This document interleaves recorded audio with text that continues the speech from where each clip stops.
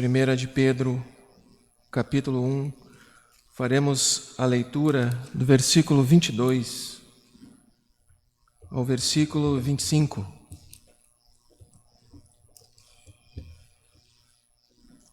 Primeira de Pedro, capítulo 1, do versículo 22 ao 25.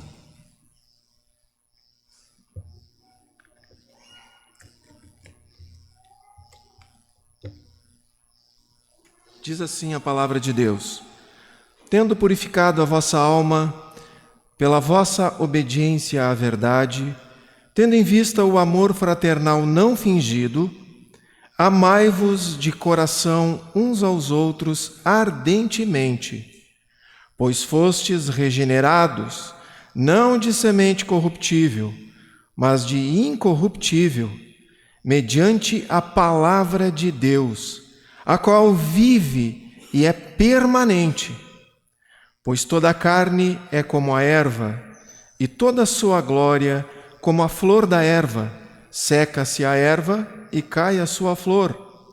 A palavra do Senhor, porém, permanece eternamente. Ora, esta é a palavra que vos foi evangelizada.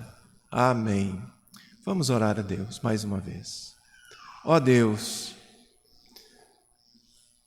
estamos diante da Tua inerrante, suficiente, inspirada, autoritativa palavra. Obrigado, Senhor, que nós podemos abrir as santas Escrituras, meditar nelas, ouvir a Tua palavra. Nós te rogamos, ó Espírito Santo de Deus, desobstrui o nosso entendimento, traz luz ao nosso entendimento para compreender a Tua palavra e especialmente para colocá-la por prática em nosso dia a dia na caminhada de fé. Obrigado mais uma vez, Senhor. No nome e por amor de Jesus oramos. Amém. Meus irmãos, vocês vão, aqueles que estiveram hoje pela manhã aqui na IPC, perceber que nós vamos quase que fazer uma continuação daquilo que nós ouvimos hoje de manhã com o reverendo Arnaldo. Reverendo Arnaldo usou o livro de Atos e nós vamos usar a primeira epístola do apóstolo Pedro para falar de coisas concernentes àquilo que o Espírito Santo de Deus faz em nós. E sempre é de bom tom nós nos aproximarmos dos textos da palavra de Deus, tendo em nossa perspectiva fatores como quem é o autor do texto, qual é a época em que o texto foi escrito, qual o seu contexto histórico, qual o seu contexto cultural, linguístico, etc. Qual o público original para o qual esse texto foi escrito? Alguns eruditos vão dizer que a primeira epístola do apóstolo São Pedro é a epístola que contém o resumo mais bem escrito da fé cristã. Um resumo bem condensado, mas muito bem escrito, de como esta fé define a nossa conduta. E eu quero que vocês mantenham essa palavrinha de apenas 7 letras, conduta, sempre na perspectiva de vocês. Qual a autoria? Bem, o versículo 1, Pedro, apóstolo de Jesus Cristo. Claro, nós não vamos entrar aqui nas questões de autoria quando, como diz certo pastor, papel branco, letra preta, já fomos todos alfabetizados. Então diz, Pedro, apóstolo de Jesus Cristo. Não vamos entrar nos meandros desta discussão. Quando nós olhamos quais os destinatários originais, também aí no versículo 1, veja, aos eleitos que são forasteiros da dispersão, aonde? No Ponto, na Galácia, Capadócia, Ásia e Bitínia. Eram cristãos, portanto, espalhados por uma região específica, a Ásia Menor, que hoje é a Turquia. O tema, se nós olharmos para esta epístola, não muito grande, uma pequena epístola, não muito extensa, o tema do sofrimento vai estar muito presente nessa epístola. Se você olhar o versículo 6 desse capítulo 1, fala em muitas provações. Nisso exultais, embora no presente, por breve tempo, se necessário, sejais contristados por várias provações. No versículo seguinte, para que uma vez confirmado o valor da vossa fé, muito mais preciosa do que o ouro perecível, mesmo apurado por fogo. Se você olhar o capítulo 2, versículo 12, capítulo 3, versículo 16, capítulo 4, versículo 4 também, fala que aqueles irmãos estavam sendo difamados, passando por esse processo de difamação. No entanto, Pedro orienta aqueles irmãos para que eles não deveriam ficar surpresos com o sofrimento. Não, pelo contrário. Veja o capítulo 4, versículos 12 e 13, por exemplo. Amados, não estranheis o fogo ardente que surge no meio de vós, destinado a quê? A provar-vos, como se alguma coisa extraordinária vos estivesse acontecendo. Não é para estranhar isso. Pelo contrário, alegrai-vos na medida em que sois coparticipantes dos sofrimentos de Cristo, para que também na revelação de sua glória vos alegreis exultando. Veja que esse tema do sofrimento permeia a carta. De modo, irmãos, que antes de nós chegarmos ao versículo 22, para examinarmos o amor mútuo entre nós, que é característica do nosso modo de viver como irmãos em Cristo, Pedro escreve sobre mistérios, tensões, que nos deixam, ou pelo menos deveriam nos deixar, atônitos. Porque veja mesmo este versículo 1, Pedro, apóstolo de Jesus Cristo, aos eleitos que são forasteiros. Eleitos, forasteiros. No versículo 3, que segundo a sua muita misericórdia, agora veja, muita misericórdia, nos regenerou para uma viva esperança, mediante a ressurreição de Jesus Cristo. Misericórdia, regeneração, esperança, Cristo ressurreto, uma carta repleta de verdades centrais da fé. Por isso, muitos estudiosos da palavra, eruditos da palavra de Deus, dizem que esta epístola se aproxima muito dos textos do apóstolo Paulo. Portanto, é fundamental que nós venhamos entender já de início que, apesar dos sofrimentos que marcavam a vida daqueles irmãos, Pedro os exorta neste capítulo 1 a viverem neste mundo, primeiro, com esperança, versículo 1 ao versículo 12. Segundo, em santidade, versículo 13 ao versículo 21. E terceiro, em harmonia, que é o nosso texto que vamos trabalhar um pouquinho hoje. Então, nós devemos ter isto em mente. Embora aqueles irmãos tenham sido alcançados pela imensurável graça, eles foram eleitos, eles foram regenerados, eles foram guardados pelo poder de Deus, eles têm uma herança que é incorruptível. Eles estão caminhando em santidade. Eles foram resgatados pelo precioso sangue de Cristo. Eles têm uma fé esperançosa em Deus. Todas características que permeiam a carta de 1 de Pedro. Então Pedro passa a instruí-los quanto ao exercício de uma comunhão que é fundamentada neste fruto do Espírito, o amor. Esse fruto necessariamente deve produzir harmonia entre irmãos. Veja o versículo 22, adentrando então a nossa passagem. Alma purificada pela obediência à verdade. Disso começa tratando Pedro aí no versículo 22. Veja só, tendo purificado a vossa alma. Como? Pela vossa obediência à verdade. Pedro então começa estabelecendo no início desse versículo 22 uma premissa indispensável ao que é exigido no final do versículo 22. O que é exigido no final do versículo 22? Você está com a Bíblia aberta, né? Lá no final diz assim, ó: amai-vos de coração uns aos outros ardentemente.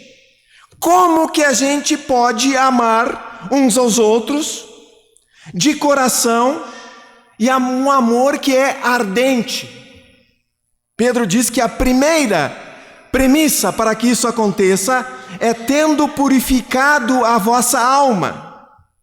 Então, irmãos queridos, nós precisamos caminhar devagar aqui. Perceba a sequência dos argumentos do apóstolo. Precisamos perceber isso. Para que possamos exercer a verdadeira comunhão, que está fundamentada em um amor não fingido, é necessário, primeiro, ter purificado a alma. Que sequência maravilhosa Pedro coloca diante de nós. Mais explicado, mais detalhado do que isto, é impossível. É como um mapa. Como é que eu posso ter comunhão com os meus irmãos? Eu posso ter comunhão com todo tipo de pessoa. Porque elas são simpáticas, porque elas gostam das mesmas coisas que eu gosto, por causa de etc., de um monte de situações que eu também aprecio. Mas não é este tipo de comunhão que Pedro está falando aqui. Pedro está falando, como diz o final do versículo 22, que trata-se de uma comunhão fundamentada no amor, uma comunhão que é de coração, e ela é uma comunhão ardente. Nós vamos examinar isso mais detalhadamente. Tendo purificado a vossa alma. A primeira premissa fundamental é ter a alma purificada. Agora você deve perguntar assim, ok, então preciso ter a minha alma purificada. Como? Pedro responde: pela vossa obediência à verdade.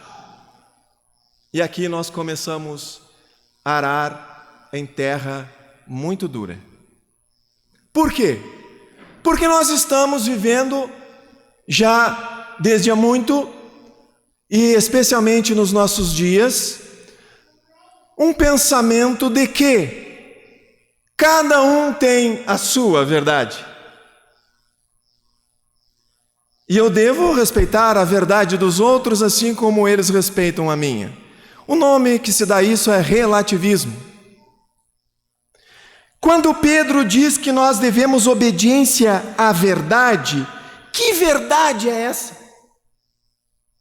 E o versículo 25, se você olhar o finalzinho dele, o início dele, desculpe, a palavra do Senhor, porém, permanece eternamente. Ora, essa é a palavra que vos foi evangelizada. Então, Pedro diz que nós devemos obedecer à verdade para que tenhamos a alma purificada. E a verdade é a palavra. Quando Jesus chama muito a minha atenção, esse é um daqueles textos que eu sempre estou retornando à Escritura. Quando Jesus vai orar pelos seus discípulos, isso está escrito lá em João 17:17, Ele diz assim, ele ora ao Pai e diz assim, Pai, santifica-os, purifica-os, santifica-os na verdade. A tua palavra é a verdade. Então, quando nós chegamos para alguém em nosso tempo e falamos em uma verdade que é absoluta, que não importa se você acredita ou não nela, ela continua sendo verdade. É uma verdade que, digamos assim, está fora de nós. Ela, no sentido de que ela não depende de nós. As pessoas, irmãos, ficam chocadas. A realidade do nosso tempo, de um relativismo totalmente absurdo, tem produzido uma humanidade completamente avessa à verdade objetiva. Homens e mulheres do nosso tempo não conseguem lidar com o fato de uma verdade que é impositiva, absoluta, autoritativa, está acima deles. Ah, mas eu não creio. Não importa se você não crê, continua sendo verdade.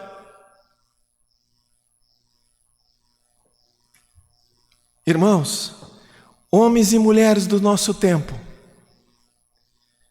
não conseguem entender que existe uma verdade que é totalmente absoluta e que se sobrepõe às nossas próprias convicções.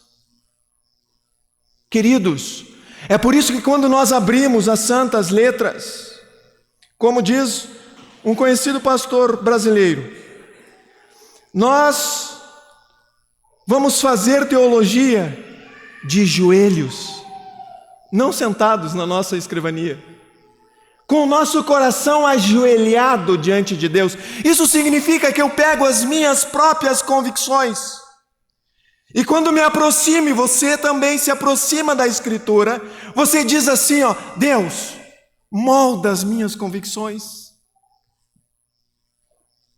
muda as minhas convicções, e conforma as minhas convicções à tua palavra. Quando eu falei isso para um amigo meu, ele disse assim para mim, espera, ele disse assim para mim, espera, repete isso. Eu repeti. Aí ele disse assim, repete uma terceira vez. Eu preciso entender isso. Aí eu repeti a terceira vez. E ele disse assim, eu não consigo aceitar isso.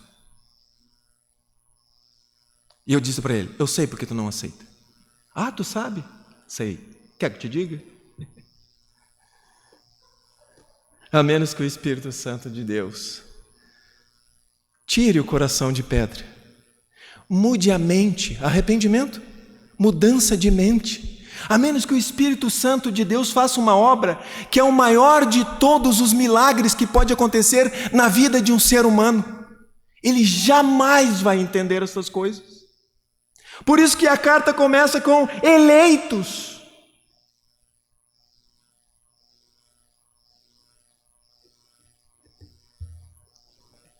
A verdade é a verdade santificadora da palavra. E tem mais. Essa verdade santificadora da palavra, ela expõe a alma humana de tal forma que causa esta rejeição imensa no coração do incrédulo. Vocês lembram do diálogo de Jesus com Nicodemos? Lá em João 3, 19 e 20, Jesus diz assim, o julgamento é este, que a luz veio ao mundo, e os homens fizeram o quê? Amaram mais as trevas do que a luz. Por que eles fizeram isso? Porque as suas obras eram más. Pois todo aquele que pratica o mal aborrece a luz e não se chega para a luz. Por que ele não se chega? A fim de não serem arguidas as suas obras. Por isso que toda vez que nós nos aproximamos da palavra de Deus, na maioria das vezes, ela machuca a gente. Eu, às vezes, brinco com alguns irmãos. Eu dizia para eles assim: como você saiu do culto domingo? Muito alegre, pouco triste, meio triste, muito triste. Porque se você saiu muito alegre, que será? Eu quero ouvir essa pregação. Irmãos, a verdade do Evangelho machuca. Vocês lembram como é que Jesus começa a falar do Evangelho? E o seu predecessor, João Batista? Arrependei-vos. Quem é que precisa se arrepender? Pecadores. O que esses pecadores estão fazendo? Pecando? Ofendendo a Deus? Sim, o Evangelho é as boas novas de salvação, mas não existem boas novas sem as más notícias. Então nós precisamos compreender que esta sequência de argumentos de Pedro possui uma relevância prática para as nossas vidas. Se realmente nós desejamos real comunhão entre nós como irmãos em Cristo. Porque a verdadeira comunhão, muito além de uma simples confissão de princípios, eu tenho a mesma fé que você, muito além disso, muito além de sentimentos, ela está fundamentada no amor não fingido, o qual é norteado por uma alma que foi purificada. Quando a gente fala de alma, do que a gente está falando? Por sinal, é bom, né, falar essas coisas. Nós estamos falando de nossas emoções, nós estamos falando dos nossos sentimentos, nós estamos falando dos nossos sonhos, nós estamos falando das nossas afeições.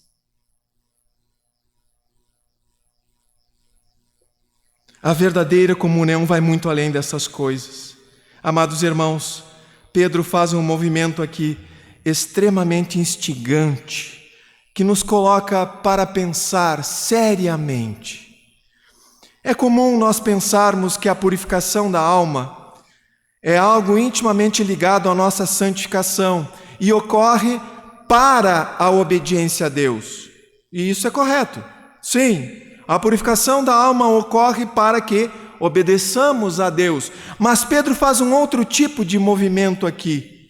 Pedro nos mostra que a purificação da nossa alma não ocorre apenas para a obediência, mas também por meio da obediência. Então significa dizer que quanto mais nos empenharmos em obedecer a palavra, maior será a purificação da nossa alma. E quanto mais a nossa alma for purificada, maior também será a nossa obediência. Que movimento extraordinário Pedro faz aqui. E isto deve nos levar ao exercício da verdadeira comunhão entre irmãos. Eu costumo, irmãos, olhar para essas coisas e defini-las como um verdadeiro arrasa-quarteirão do orgulho humano. Em pleno século XXI, nós precisamos ouvir estas coisas. E neste ponto é preciso que nós nos posicionemos como cristãos. Qual é a nossa relação com a verdade revelada da palavra de Deus? Quando eu estava estudando essa passagem, irmãos, e me socorria de Sproul, no seu comentário de 1 de Pedro, eu achei muito interessante quando ele coloca aqui, há um jogo de palavras no grego, entre os verbos ouvir e obedecer. Por quê? Ouvir, no grego, akuo. E essa palavra dá origem à nossa palavra acústica. Obedecer, no grego, upoakuo. Ou seja, ela é a primeira palavra acrescentado um prefixo upo, com H. Que no nosso idioma é hiper. Quando a gente diz que alguém é hipertenso, o que a gente está dizendo? A pessoa tem uma pressão arterial muito alta. Ele é um hipertenso. Então, Sproul, examinando essas coisas, ele nos ensina que ouvir a palavra e obedecer a palavra, nós poderíamos traduzir isso como hiper-ouvir. Se nós juntarmos as duas, fica hiper-ouvir. Obedecer com ouvir com obedecer. Se nós fôssemos juntar isso, ficaria hiper-ouvir. Significa que quando nós ouvimos a palavra, nós não fazemos ouvidos moucos. Ou seja, aquele ditado popular de que entra num e sai no outro. Não, nós não apenas escutamos, nós ouvimos, captamos, processamos e suplicamos ao Espírito Santo de Deus que Ele nos faça compreender e colocar por prática. Isso é hiperouvir.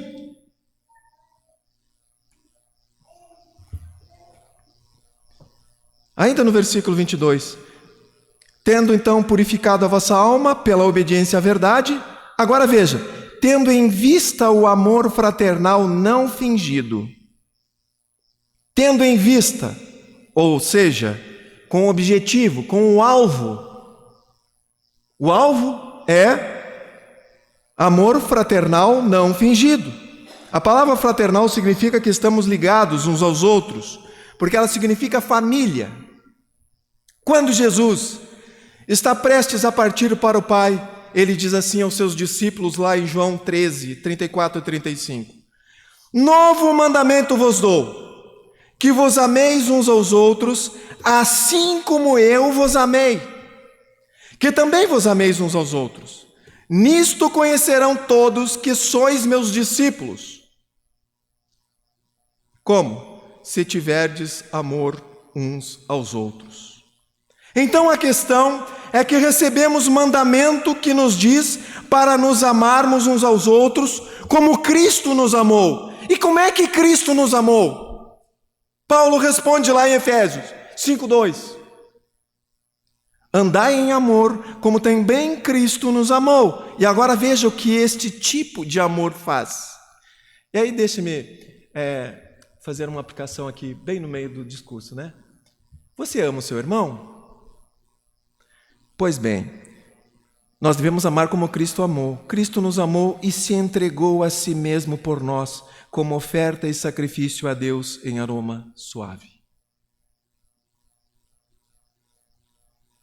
Então Pedro, a seguir, estabelece características marcantes deste verdadeiro amor fraternal entre irmãos. Veja, então, tendo purificado a vossa alma pela vossa obediência à palavra, tendo em vista o amor fraternal não fingido, amai-vos de coração, uns aos outros.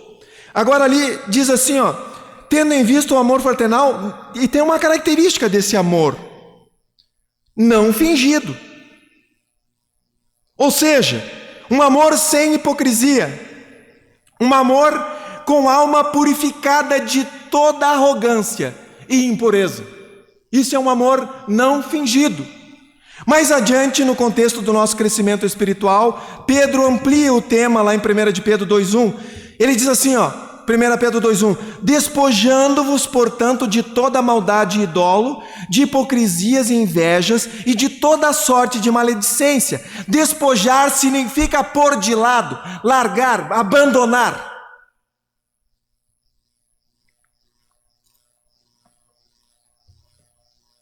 Observe também as palavras de Paulo. O amor seja sem hipocrisia. Detestai o mal, apegando-vos ao bem. Amai-vos cordialmente uns aos outros com amor fraternal. Olha de novo, amor fraterno, amor de família. Preferindo-vos em honra uns aos outros. Romanos 12, 9 e 10. E isto é algo realmente impressionante, irmãos, porque aqueles que não fazem parte dessa família da fé, eles deverão olhar para nós e ver um tipo de amor que para eles é algo realmente impactante. Apesar do espírito extremamente competitivo da nossa época, egoísta até, as pessoas vão olhar para nós e vão dizer assim: não há calúnia no meio deste povo. Não há maledicência. Esse povo não fala mal um dos outros.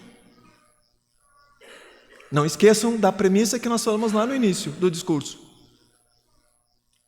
Isso está sendo falado a pessoas que são eleitas, regeneradas.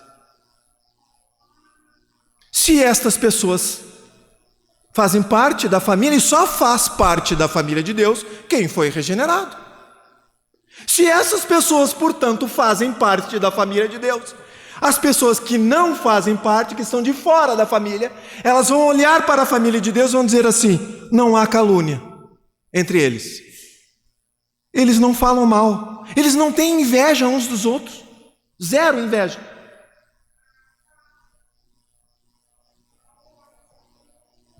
Essas pessoas, eles vão dizer, elas se amam com amor fervoroso, não fingido, com coração puro. De modo, irmãos, que alguém com a alma purificada pela obediência à palavra ama os seus irmãos sinceramente. Vocês lembram, não sei se vocês gostam da etimologia, né? O significado das palavras. O que é sincero? É sem cera. Sabe quando a gente põe cera e não passa o paninho? Quando você põe cera para lustrar algo, mas não passa uma flanelinha depois, fica o quê? Fica opaco. Sinceridade é algo que deixa de ser opaco. A gente passa a flanelinha da perseverança, do amor aos outros, da paciência, passa essa flanelinha e aí fica brilhoso. Queridos, vamos em frente. Ainda versículo 22, o final dele: amai-vos de coração uns aos outros ardentemente. Final do versículo 22, então. Agora que vocês foram purificados pela obediência à palavra, diz Pedro, devem ter amor sincero, não fingido, uns pelos outros.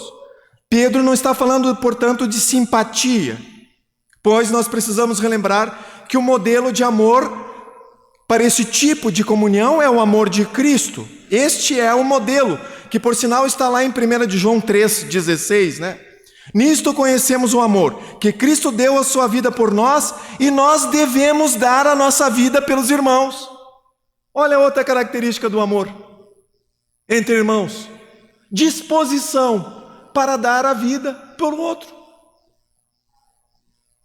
Quando esse tipo de amor é o fundamento dos nossos relacionamentos como irmãos em Cristo, então não há mais espaço para maledicência, para ciúme, para inveja, para arrogância, para hipocrisia. Nós fomos despojados de toda inimizade, de todo ódio, de toda indisposição para com os nossos irmãos. Então Pedro encerra o versículo 22 falando em um coração que ama ardentemente. Esse ardentemente no final do versículo 22 remete ao atleta, o atleta que trabalha intensamente, não somente para adquirir condicionamento físico, mas para até mesmo aprimorar os seus movimentos naquele esporte que ele pratica. Então ele treina, faça sol, faça chuva, ele continua. É como o nosso amor que nós temos uns pelos outros. Porque seria uma tremenda hipocrisia dizer que nós nunca pisamos nos calinhos uns dos outros. Claro que isso acontece, nós somos pecadores. Mas como nós amamos ardentemente, nós trabalhamos para exercer o fato de sermos suporte. Depois ele vai falar isso, né? Suportai-vos uns aos outros. O que é algo que suporta? É algo que contém um peso sobre ele e mesmo assim ele está fixado. Pode colocar peso. Nós suportamos uns aos outros em amor e de forma ardente, ou seja, nós trabalhamos isso continuamente, exercitamos isso. Por isso que nós nos amamos e temos comunhão uns com os outros, nesse formato que Pedro nos ensina aqui.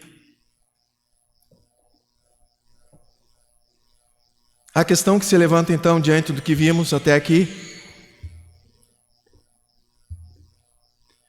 como esse tipo de vida pode se tornar uma realidade? Falar é fácil, fazer nem tanto. Como que pode acontecer isso conosco?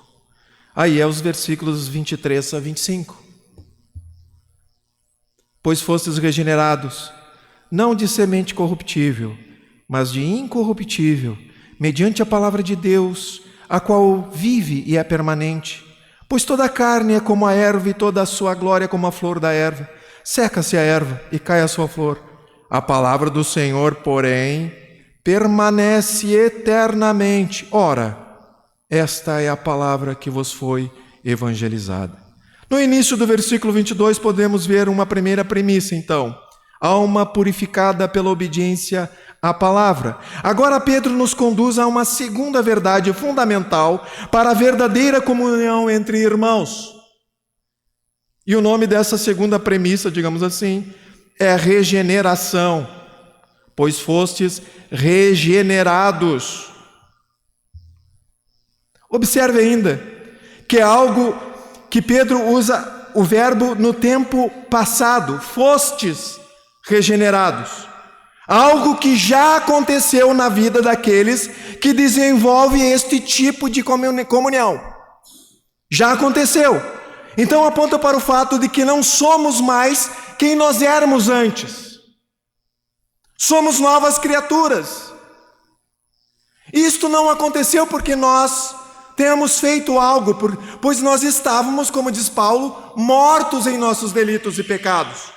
Foi necessário um novo nascimento. Irmãos, nós efetivamente não recebemos um remédio. Nós não estávamos doentes. Quem daria remédios para doentes? Para mortos? Desculpe. Nós estávamos mortos, nós não recebemos remédios, nós não recebemos cura. Mortos não precisam de cura, mortos precisam de vida. Nós não fomos melhorados, nós fomos feitos novas criaturas. Então, de imediato, nós precisamos compreender que estes fundamentos são colocados sempre partindo das ações exclusivas de Deus em nós. Portanto, no seio dessa família, os relacionamentos são estabelecidos em amor. João 15:12.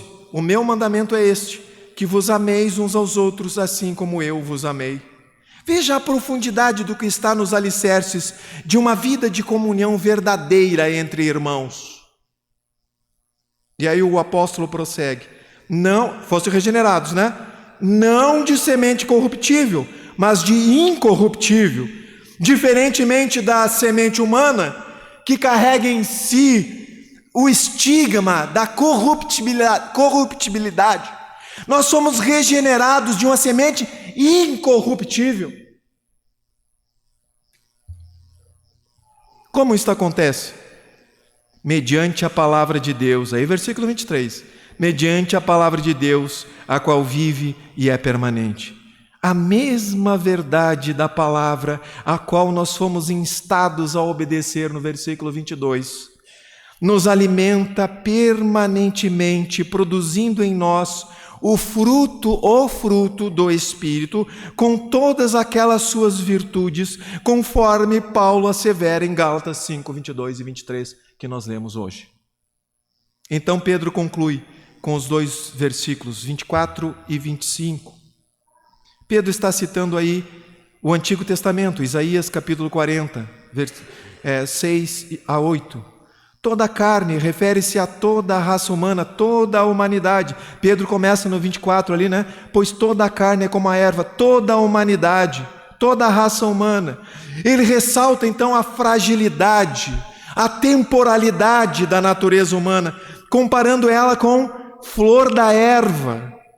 Quando ele se refere à glória da carne, está apontando para tudo aquilo que o ser humano ostenta, daquilo que o ser humano se orgulha, ou seja, o seu status, as suas realizações, a sua sabedoria, a sua riqueza, o seu poder, tudo isso é como flor da erva, é bonito, uma flor é bonita, mas é passageira, não dura muito.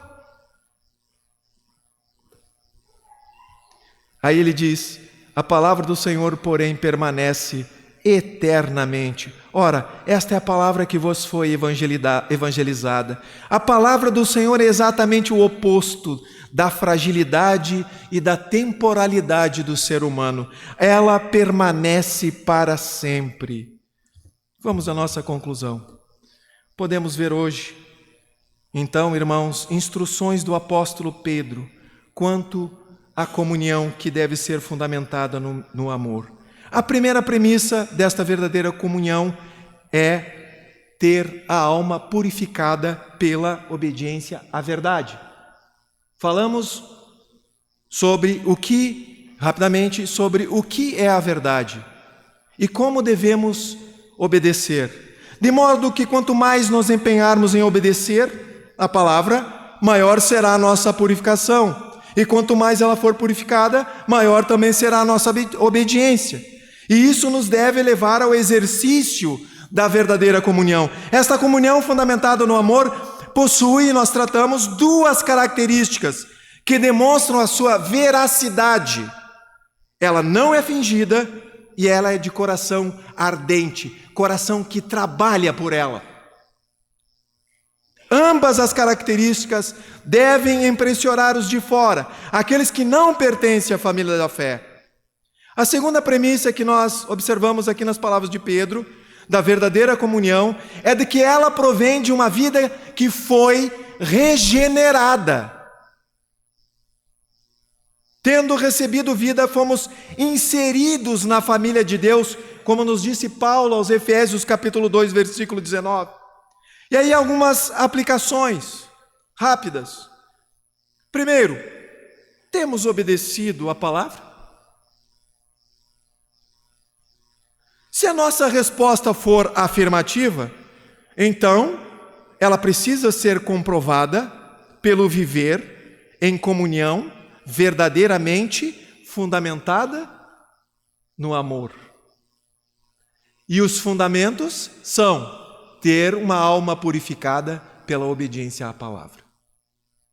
Não há como ter comunhão verdadeira em amor sem essas premissas. Não existe. Segundo, essa comunhão é verdadeira ou ela é fingida?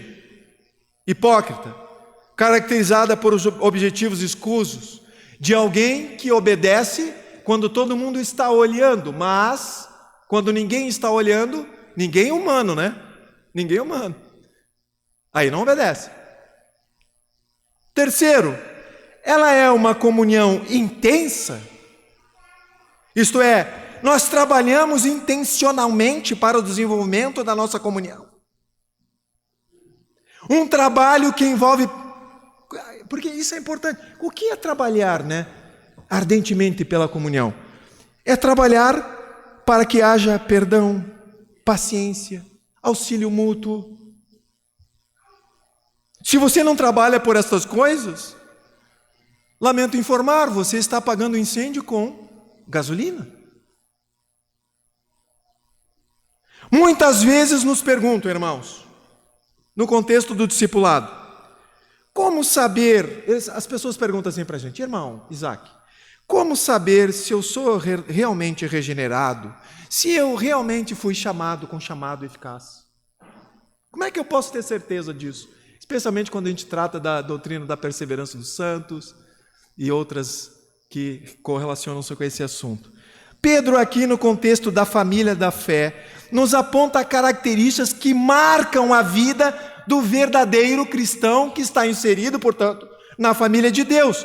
Quando Paulo escreve aos Colossenses, nós lemos hoje, sobre as virtudes que devem ser cultivadas em nossa caminhada de fé, veja como ele começa lá em Colossenses 3, 12 e 13. Veja só, revesti-vos, pois, como eleitos de Deus, santos e amados, agora veja as palavras, de ternos afetos de misericórdia. Ternos afetos de misericórdia é o que eu preciso, é o que você precisa, porque efetivamente, irmãos, nós pecamos uns contra os outros às vezes, e o que nós precisamos é de ternos afetos de misericórdia. Irmãos, e tem uma ciência que isso aqui não é como a gente fala, quando fala do amor de Deus, né, para infantes, especialmente para crianças, a gente diz que o amor de Deus não é o amor de vovô, né? Por quê? O amor de vovô é permissivo, né? Pode tudo. Aqui, ternos afetos não é isso. Ternos afetos de misericórdia não é isso. Às vezes, a gente expressa amor ao irmão ao mostrar para ele que ele está completamente equivocado.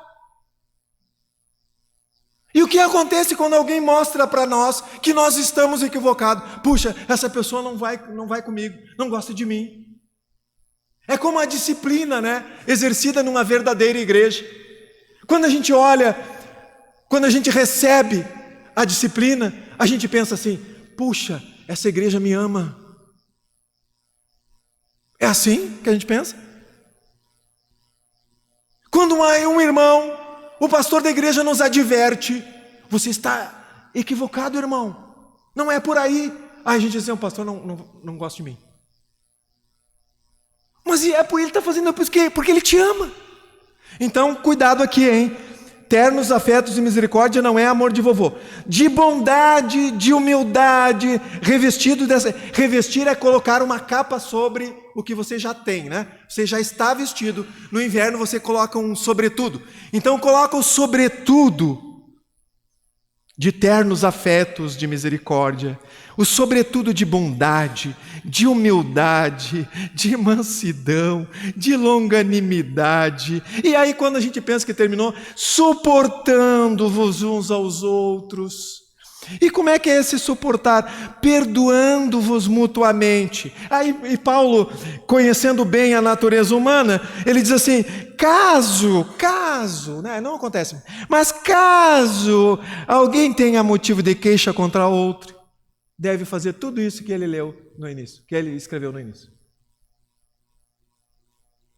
Assim como o Senhor vos perdoou, ele conclui o versículo 13, assim como o Senhor vos perdoou, assim também perdoais vós. Portanto, queridos, como eleitos de Deus, como eleito de Deus, você usa de misericórdia? Irmãos, é muito fácil usar de misericórdia com os nossos filhos.